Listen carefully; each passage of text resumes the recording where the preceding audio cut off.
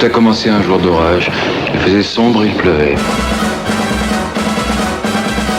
Il va falloir agir avec une précision du diable, Wang. Et une totale concentration. T'es prêt, Jack? J'étais prêt dans le ventre de ma mère. Bienvenue à la fête, camarades! C'est l'heure de faire jouer ma tête cracheuse de plomb. Alors il va falloir faire vite. Vite, vite. Attends, sois pas si pressé. Rien de génial à proposer? Si, allez encore plus vite! Mais j'y avais pas pensé. Que tout le monde s'arrête! Vos règles commencent à m'ennuyer sérieusement.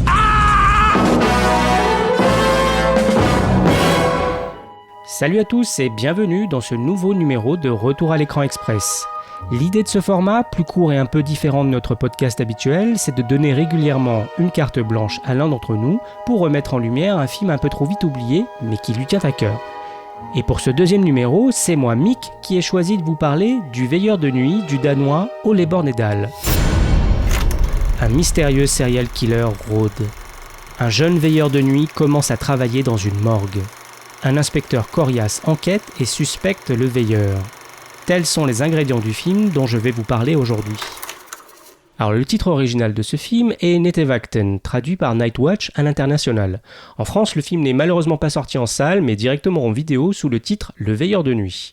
On suit Martin, un étudiant en droit qui accepte un poste de veilleur de nuit dans une morgue particulièrement angoissante.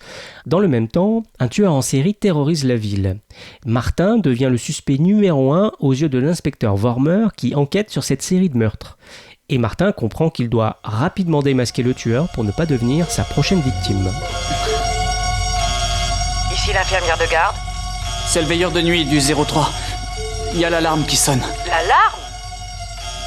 Oui. L'alarme de la morgue. Il faut vous en occuper vous-même.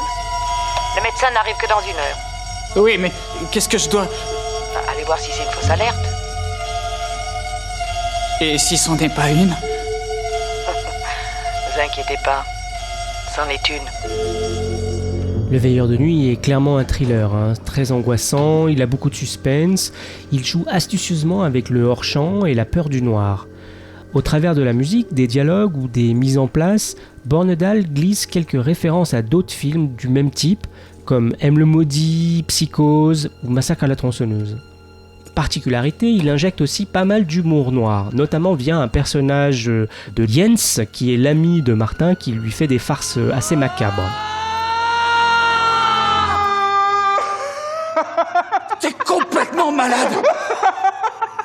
Espèce de salopard! Putain, t'es con! Excuse-moi, je suis désolé, je recommencerai plus. Non mais qu'est-ce que tu crois? Oh putain, j'ai pas pu résister. C'est sympa ici, mais on gèle. Alors on a un casting solide, mais pourtant fait essentiellement de débutants et de jeunes. Martin, l'étudiant, est interprété par Nicolas Coster-Waldau, dont c'est le premier film cinéma, et par la suite on le verra dans God of Egypt, Domino de Brian De Palma, mais il est surtout connu internationalement aujourd'hui via son rôle dans Game of Thrones, où il interprète Jaime Lannister.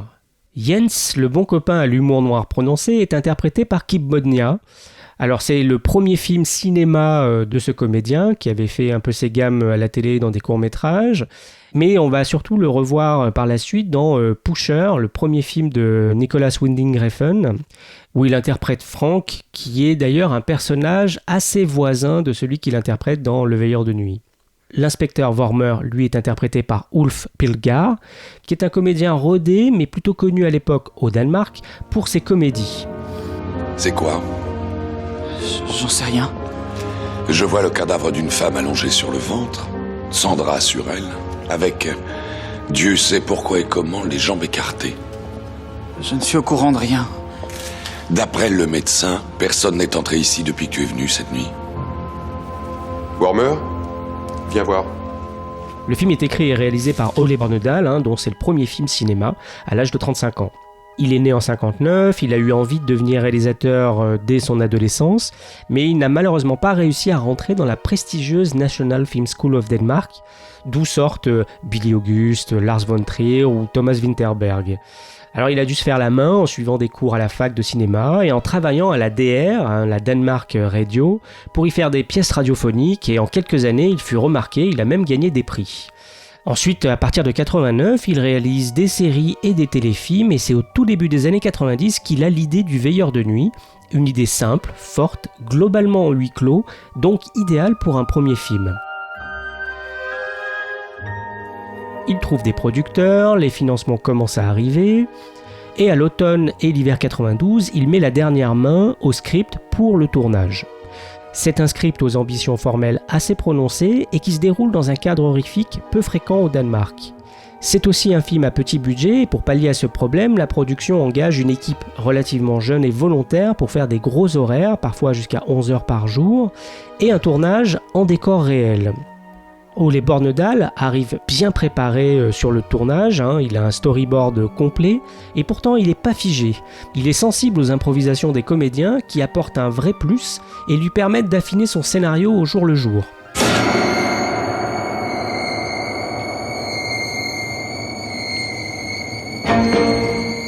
Autre élément notable du film, c'est son image. Malgré son faible budget, le film est tourné en 35 mm, avec beaucoup de déambulations dans les couloirs de la morgue, filmé au Steadicam, un système de stabilisation de prise de vue qui permet des travelling fluides, et une photographie colorée, très contrastée en clair-obscur, laissant de larges plages sombres. Et c'est ce travail-là qui va révéler le talent de son chef opérateur, Dan Lausten. Dan Lausten, c'est quelqu'un qui a un solide background au moment du tournage du Veilleur de nuit, mais qui n'a pas eu de coup d'éclat qui lui permet d'accéder à des projets de plus grosse envergure. Et c'est justement le Veilleur de nuit qui va lui permettre de décrocher un peu des projets plus prestigieux, notamment ceux de Guillermo del Toro, comme Mimic, Crimson Peak ou La forme de l'eau, ou encore les films de Christophe Gans, Le Pacte des loups et Silent Hill en tête.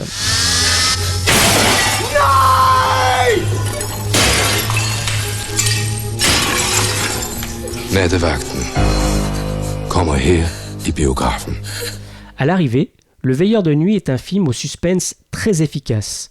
Le thriller horrifique est un genre si rare au Danemark qu'il a attiré l'attention. Le film a été un tel succès qu'il a rapporté plus que Jurassic Park lui-même au box-office danois l'année de son exploitation.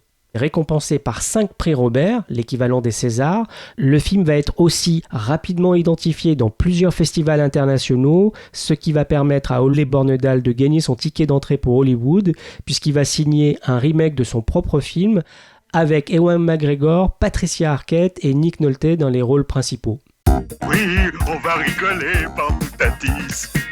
Écoutez Thérèse, je n'aime pas dire du mal des gens, mais effectivement elle est gentille. Vous savez, les avis c'est comme les trous du cul, tout le monde en a un. Eh bien, mettons-nous au travail. On va rigoler. Alors moi j'ai découvert le film au milieu des années 90 grâce à mon ami d'enfance Felipe, que je salue ici puisque je sais qu'il nous écoute. Il m'avait recommandé ce film, ce sont des éléments qui m'avaient assez intrigué, sachant que je suis assez fan de films comme Le Silence des agneaux, Le sixième sens de Michael Mann ou Seven de Fincher. J'aime beaucoup les personnages du film qui sont assez basiques, très simples, voire même assez naïfs dans leur caractérisation, mais qui sont quand même attachants.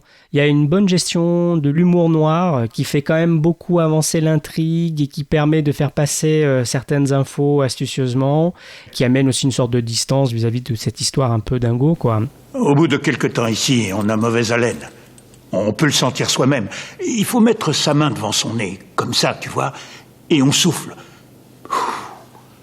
On le sent bien.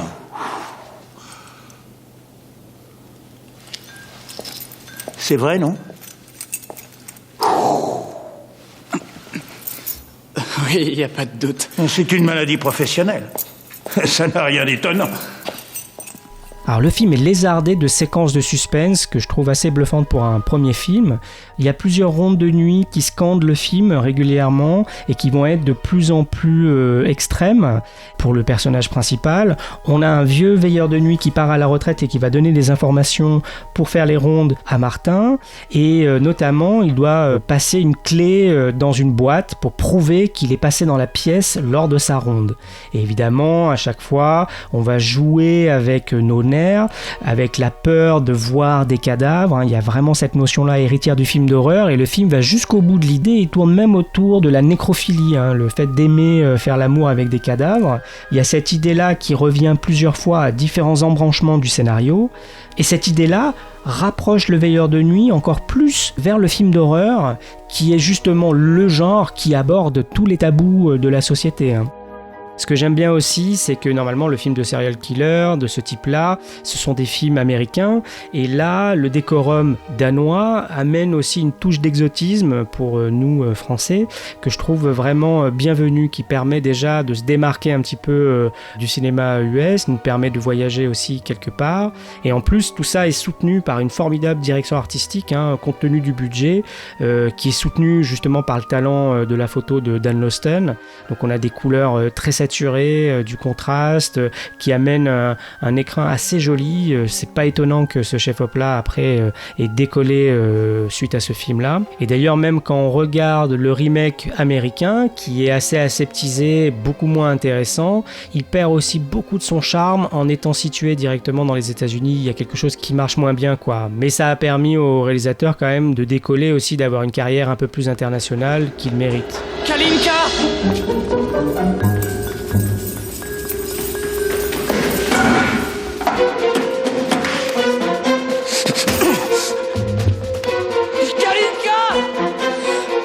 Le film n'est malheureusement pas disponible sur les plateformes de SVOD classiques, il faut donc se tourner vers le support physique pour pouvoir le découvrir.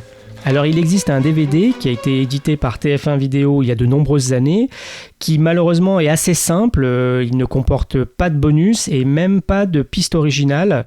Il faut se contenter d'une VF qui ne met pas forcément le film à son avantage, mais qui est disponible à petit prix sur différentes plateformes. Ou alors, pour les anglophones, il existe un DVD édité en Angleterre en 2010 sous le titre Night Watch, qui comporte la piste originale avec des sous-titres anglais. Après ça, on mesure la chance qu'on a d'être en vie. Tu crois pas ? À très vite pour un nouveau numéro de Retour à l'écran express. Si je devais résumer ma vie aujourd'hui avec vous, je dirais que c'est d'abord des rencontres. C'est vrai que je ne vis que pour le cinéma. Pour être aimé, il faut être aimable. Vous voulez un chocolat ? C'était pas ma guerre. Back and full force. Quelle est votre devise ? Je m'appelle Bond. James Bond. Vous délirez totalement là. C'est ça qui permet de voyager à travers le temps. La vie a plus d'imagination que nous. J'espère que je ne vous apprends rien. Vous êtes un mélancolique. Mélancolique, mon cul.